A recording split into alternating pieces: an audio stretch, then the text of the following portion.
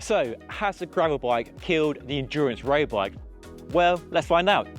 I have two bikes here from the same brand, the Cervelo Caledonia, their endurance road bike, and the Cervelo Aspero. Two very similar, but two very different bikes. So the plan is to ride both bikes back to back over 2 days and do a gravel route and then a road route, and give me a chance to see how both bikes compare, talk about the differences between the two bikes, because I get questions all the time about gravel v endurance, and it's a good question and a tricky topic as well. So what better way than to ride two bikes from the same company on similar roads and trails and see what those differences actually are.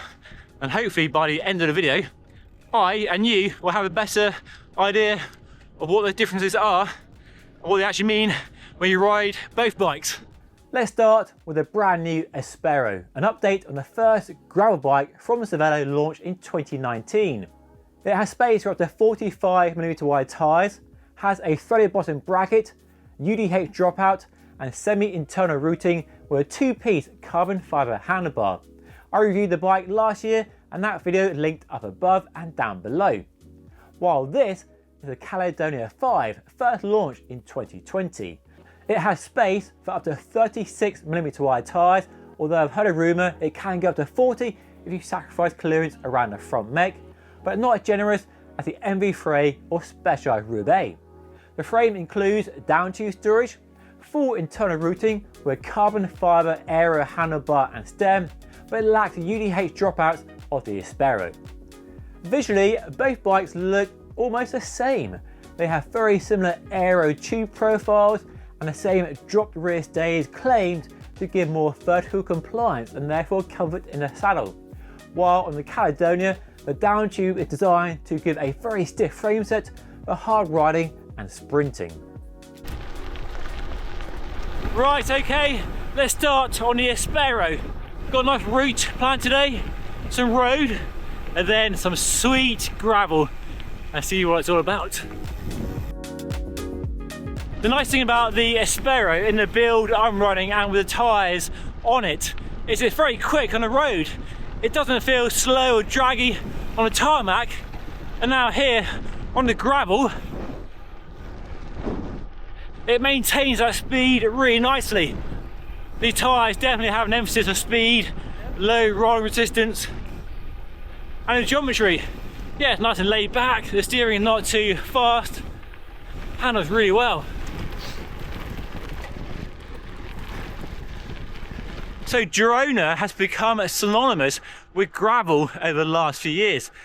A gravel paradise, I'm told. And the riding today has been a good demonstration, showcase of what it's all about.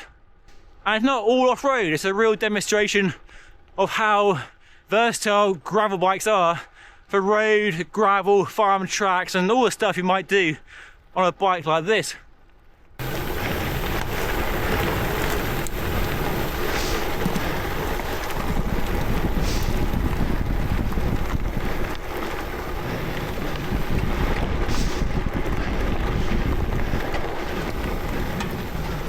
Given all the talk and the trend for wide tyres and mountain bike tyres in some cases, this bike on a 40mm wide tyre was perfect for the riding today, and really shows that tyre size is all about choosing a tyre for the riding you're doing and the terrain you're riding on, and that ratio of road to off-road, as I've always said in the past, is really important. So yes, wider is generally better if you are riding terrain that justifies a big tyre, but today the tyres were spot on. I personally would go to a 45 really, but the 40, the Volpine, nice fast rolling tyre, doesn't feel slow on the road. And the key thing about this bike, the Aspero, is the steering, the geometry, quite laid back. It's not slow and lazy, but definitely doesn't have that twitchiness, that nimble agileness of a race bike. So that's the gravel route done. We're going for coffee inside now. And after that, we'll be on the Caledonia, the road bike, and see how it compares. And hopefully the weather is a bit nicer. So, day 2 on the Caledonia, and we have a nice road route planned today. And as you can see, the sun has made an appearance today. And straight away, the bike does feel, well, it feels similar. The steering is a bit livelier, a bit lighter, I noticed that around town, a bit more agile, and clearly now, trucking along the road, it's quick with 30mm tyres, but it still has that laid back, relaxed geometry that makes it fantastic down the hills and really stable at high speeds. It's not a super responsive race bike, and in many ways does feel very similar to the Aspero. But yes, they don't feel a million miles away from each other, which they shouldn't do. There's a lot of similarity, a lot of overlap in the frame design, the geometry, and all the key features.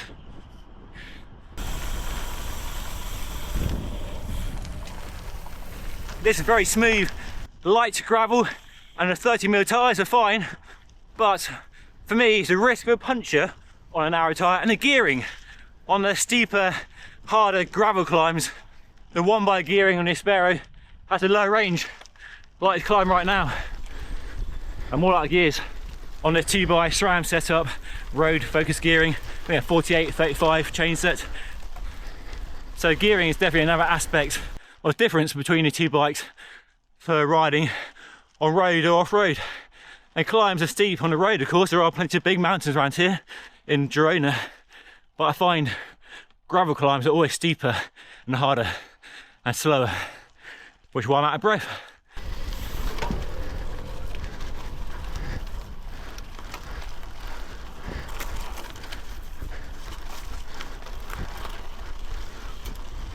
The riding here in Girona is lovely.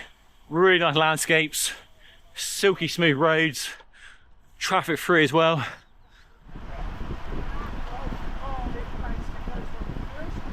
That the bikes both feel very similar is no surprise when you dive into the geometry numbers of the two models. The head and seat angles are the same on both bikes. The stack height is also the same too. And while the reach is 10mm longer on the Aspero, this is offset by a shorter stem than on the Caledonia. The big differences between the two bikes are the longer wheelbase, the lower bottom bracket height, and the longer fork trail on the Aspero, 62mm versus 58 on the Caledonia.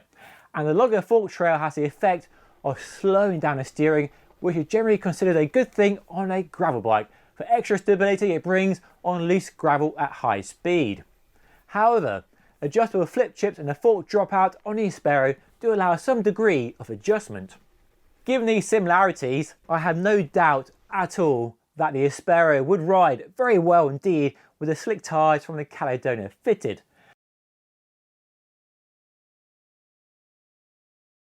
Okay, so it's been a few days since I returned from that trip to Girona to ride both bikes on some amazing roads and gravel around the very popular cycling destination, and I've had time to reflect on my experience riding both bikes and try and wrap up my thoughts into my conclusion and trying to answer that opening question of whether gravel bikes have really killed off the endurance road bike.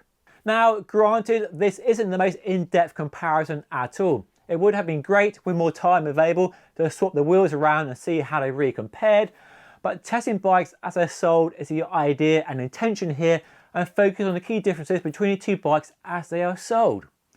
First of all, both bikes ride very nicely. The Aspero was great on the mostly smooth gravel we encountered around Girona, and even handled the rough stuff really well too. On home trails, I would prefer a 45mm wide tyre, my sort of default setting these days, but the 40s match the Spanish gravel very well and help the Aspero to feel very good and fast on the road sections as well, linking together all the road and gravel together really nicely. The Caledonia was a silky smooth road bike and quick as you would expect on the road given the high level of specification, and does remind me of the MV3 to some degree. A racy, sporty feeling endurance bike helped by the wheels, the tyres and the group set on the bike. And ignore the endurance tag, and it really is a nice, fast and lightweight road bike for travelling fast over long distances.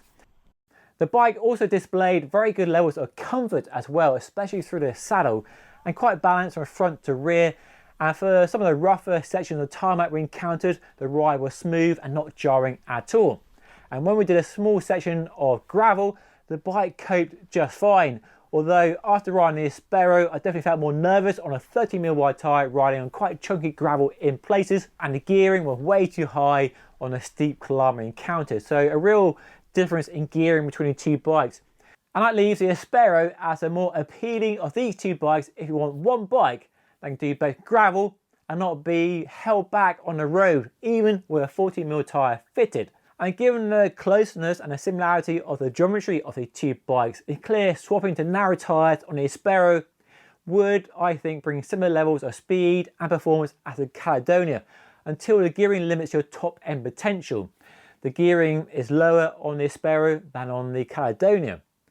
Now, if I lived in Girona, which is an amazing thought in itself, I could see myself just riding the Aspero everywhere, hopping between the gravel, the off-road trails and the roads, enjoying the extra comfort the big tyres bring and no real loss of speed or performance on the road or gravel.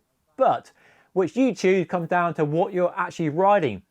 If it's 95% road and you're happy with a tyre no wider than 34 or 36, go for the Caledonia.